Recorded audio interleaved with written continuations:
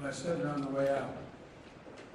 The thing that bothers me the most when veterans aren't looked out for, because of what we owe them, is every single solitary veteran deserves to be treated with dignity. You shouldn't have to ask for a damn thing. It shouldn't be, can you help me? It's, I've got a problem, and we should say, how can we help? And so I thank you for your service. I thank you for all of you who are here for your service. And I hope, I hope that hearing you will inspire more veterans to do exactly what you're doing. Sign up. Sign up for the benefits and support you have earned. What I found with my son, what I found with my friends, I found with the generation of Vietnam, there's this notion that you shouldn't ask for anything. You're military. You don't ask for anything. You just serve. You should be asking. You should be letting us know. You should let us know what is bothering you, what is the problem, because we owe it to you. It's great to be here in Fort Worth at the Resource Connection, and I'm able to spend time with Mayor Parker earlier very briefly. I want to thank her for the passport into town, and I also want to thank Judge Whitley and all the city and council members, city council and county council members as well. I want to thank you. I often tell the story. I got elected to the county council in my state. We have we're like a miniature Illinois. We have one state with 60% of the population. So a councilman has a district 7 times as big as a House member and 3 times as big as a state senator. And I did not want to run, but I ran just to show the flag, and unfortunately I won. And they reapportioned me. It was in 1970. I got reapportioned from a 4-year term to a 2-year term because the opposition party saw more in me than I saw in me. And I was forced to know what we say in public life, up or out. And I ended up running for the Senate before I was old enough to be sworn in. Didn't expect to win that either. And here I am, you're stuck with me. But the reason I ran for the United States Senate was too hard being a county councilman. You'd knock on the door and say, my name's Joe Biden, Democratic candidate for the county council. And they look at you like, and you know what they're thinking. Well, you know part of what they were thinking. What's the county council do? Well, you affect people's lives as much as anybody else, and people go, county council. Anyway, but I just think that, Jake, you're a fighter pilot. You get this stuff. I mean, you know what I mean? You can smile, Jake. It's okay. It's okay. Jake's a Republican, but I like the hell out of him. He's got, no, I'm serious. This guy's the real deal. The 3 congressmen you have here, 2 of them look like they really could and did play ball, and the other one looks like he could bomb you. And it's a tough group, but a good group. Look, I want to thank you and your staffs for welcoming us to town. It's a one-stop shop connection for people in this county to the services and benefits they need, and that's important. And I'm here today to talk about the critical community it serves, our veterans, their families, caregivers, and survivors. I'm joined today by the bipartisan group of Texas reps that are here and who care deeply about these issues. Congressman Mark Veazey, I want to thank him so much for giving me the passport into his district here. And I want to let them know how proud I am to sign into law the bill to create a national monument to Medal of Honor winners and recipients and the values they represented. It was a very important thing you did. And Congressman Colin Oliver, I want to thank you for your work in the Veterans Affairs Committee and the House of Representatives, particularly your leadership dealing with veterans' mental health issues. And Congressman Jake Ellzey, a member of the House Veterans Committee, a veteran himself, served 20 years in the United States Navy, multiple combat tours as well. Congressman, thank you all for being here and for allowing me to be with you and continuing to serve our country. You know, I've often said, and I mean it sincerely from the bottom of my heart, veterans are the backbone, the spine, the sinew of who we are in this country. 1% of you these days, 1% of you serves all the rest of us. And the 99% who aren't with you deserve to treat you with the dignity and respect and service that you deserve. You're the best of us, and we owe you. And I've always believed that, and I've said this from the time I was a young senator, we have many obligations in the United States Senate, the United States Congress, President of the United States, to the American people, to the elderly, to the poor, to those in need. But we only have one truly sacred obligation, and I mean this, sacred obligation. That is to train and equip those we send into harm's way and care for them and their families when they come home. Only a small percentage, I said, deserve and claim the title of veteran. More than 1.4 million of them are living here in Texas. That's about 6.5% of your population. And to be a veteran is to have endured the survival and survived challenges most Americans will never know. And you have done it, and you've done it for all of us, all of us. A week ago, during my State of the Union message in Washington, I spoke about the bipartisan unity agenda. 4 big things I think all of us, Democrats, Republicans, Independents, can agree on and rally around. One is dealing with the opioid epidemic, which is stealing the lives of so many people. 2, mental health for our children that are in the wake of all that's happened because of COVID and all the consequences. There's over 1 million people out there who are no longer sitting at the kitchen table this morning because of COVID, and people worry about that, and the kids particularly. 3rd is ending cancer as we know it, which I'm confident we can do. And 4th is supporting our veterans, fully supporting them. These issues unite us because they impact America in every single solitary state. Issues that go beyond partisan politics because they're about people, our neighbors. Caring for our veterans has been a central focus of my administration since day one. And for the last year, the Department of Veterans Affairs, led by Secretary McDonough, has been the linchpin of our government-wide push to make life better for American veterans. Providing assistance through this pandemic like job training and housing. We're helping lower-income veterans access VA care debt-free. We're expanding access to health care services for women veterans, the LGBTQ community veterans. We're implementing a plan to bring down the rate of suicide among service members and veterans. You know, it's sad to say, but to this day, we average 17 veterans a day commit suicide. Every single day. More than get killed in combat every single day. It's an absolute tragedy that demands not only a whole of government approach, but a whole of country working together to deal with this issue. Texas is one of those states participating in the Governors and Mayors Challenge to take on this crisis. And as I announced in my State of the Union message, we're focusing on meeting the specific care and needs for all our veterans who suffer because of their service, for all our veterans. We learned a horrible lesson after Vietnam. It was the harmful effects of Agent Orange, which were dropped upon so many thousands of veterans, and the years it took to manifest illnesses in veterans. Because then the veteran had to prove that whatever his problem was directly a consequence of Agent Orange.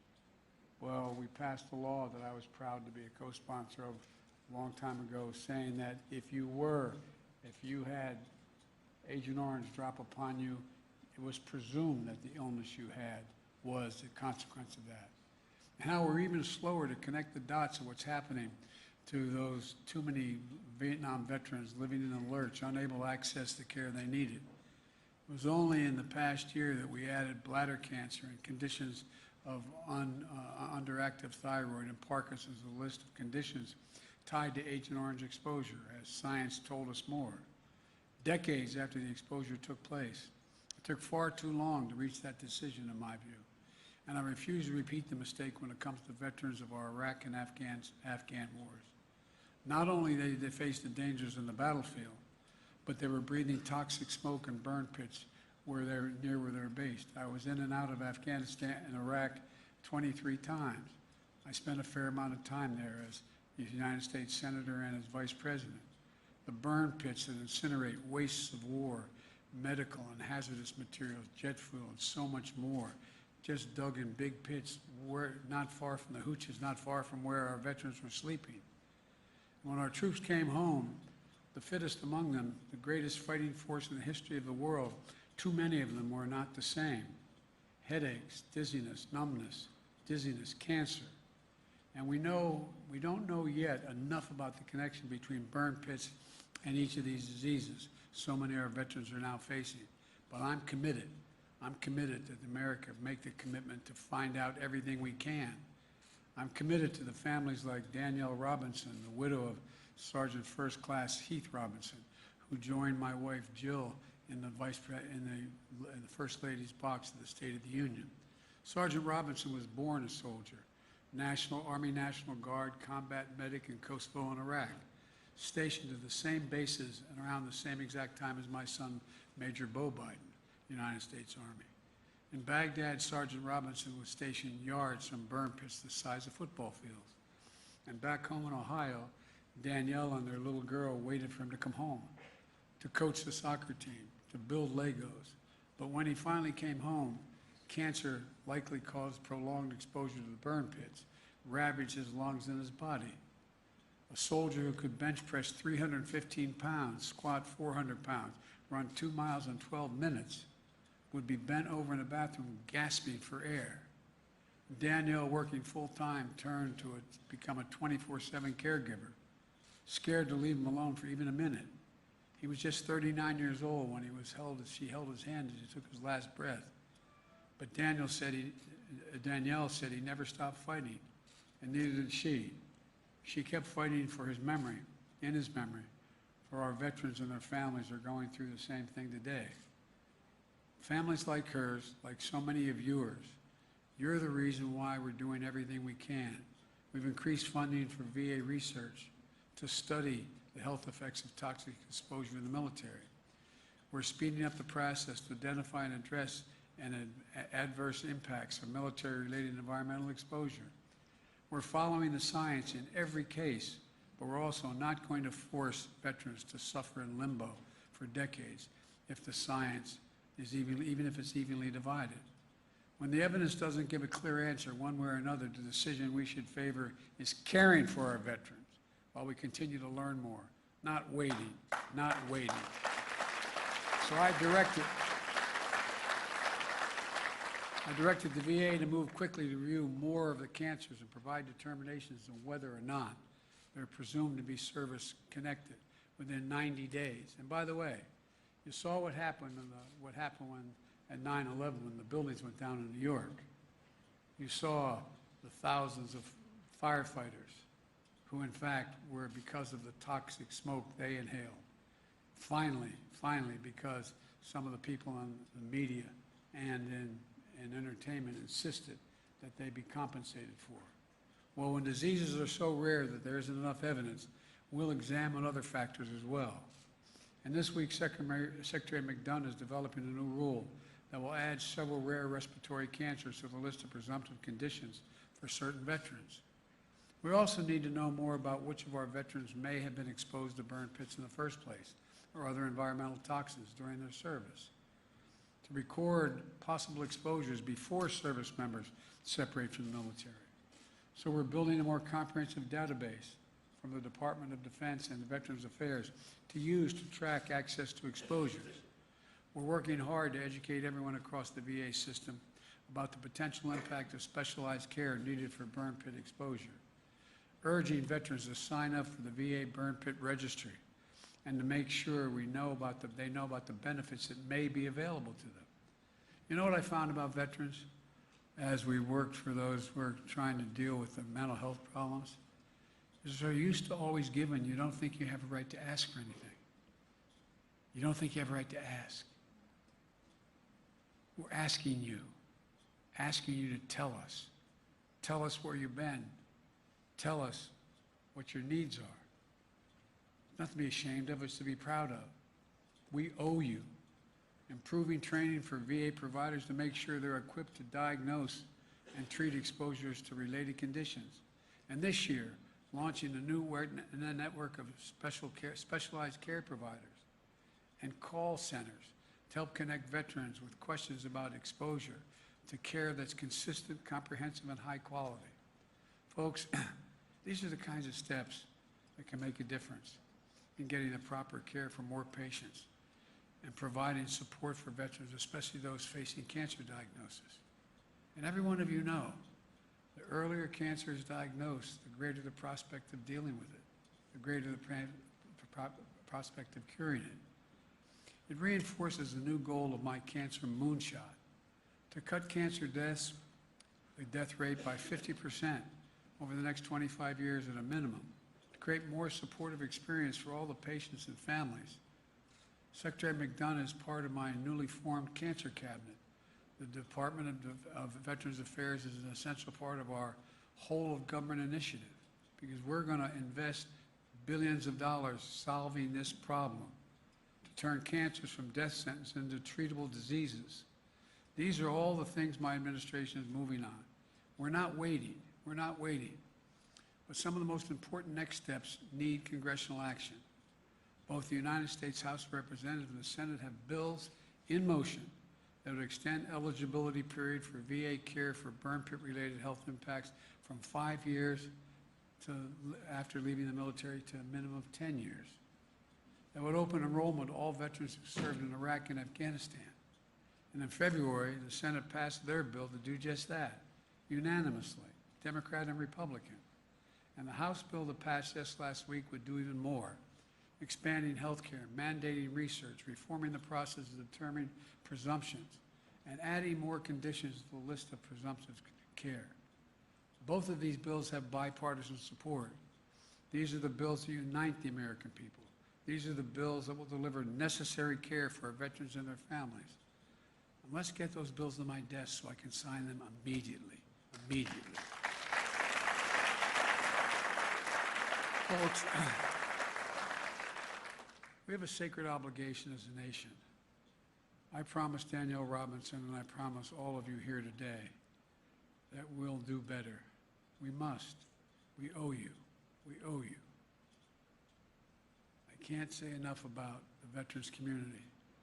And there's a famous expression by a famous English poet who said, "They also serve who only stand and wait." To every husband and wife with the deployed husband or wife. To every child with a mom or dad deployed, we owe you. We owe you. Because they also serve who only stand and wait. I remember the head of the National Guard in the state of Delaware, wife, used to say a prayer. My son got deployed. My wife was a school teacher who got up earlier than I did to get to school. I'd get to the train at 7:30 train.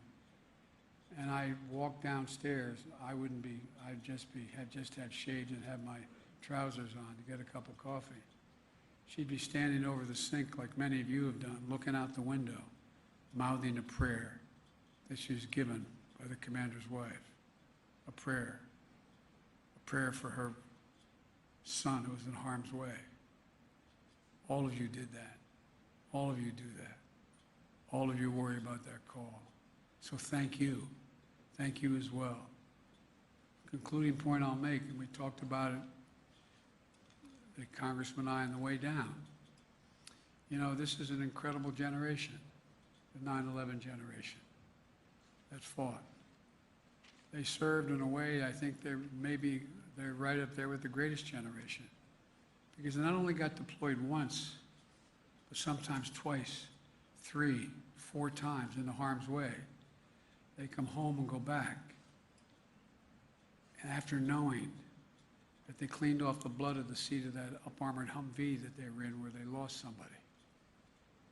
And they'd have to saddle up and go back out again. An enormous generation, an incredible generation. I was telling the guys on the way down, I remember flying into Iraq one of those times. And I went in the cockpit. And there were, I believe, 6 members, 5 men and 1 woman. And I asked the question of all of them, I said, how many is this your first tour of duty? Nobody raised their hand. Second tour of duty, nobody. Third tour, 2 of them. Fourth tour, 2 of them. Fifth tour, 1. No other generation has been deployed, redeployed, and redeployed, and redeployed. That takes nothing away from the World War I and World War II and Vietnam generations. But it's one thing to serve and come home and then go back and go back and go back. So we owe you. We owe you all, every veteran in here and every family member of veteran. May God bless you all, and may God protect our troops. Thank you for all you do.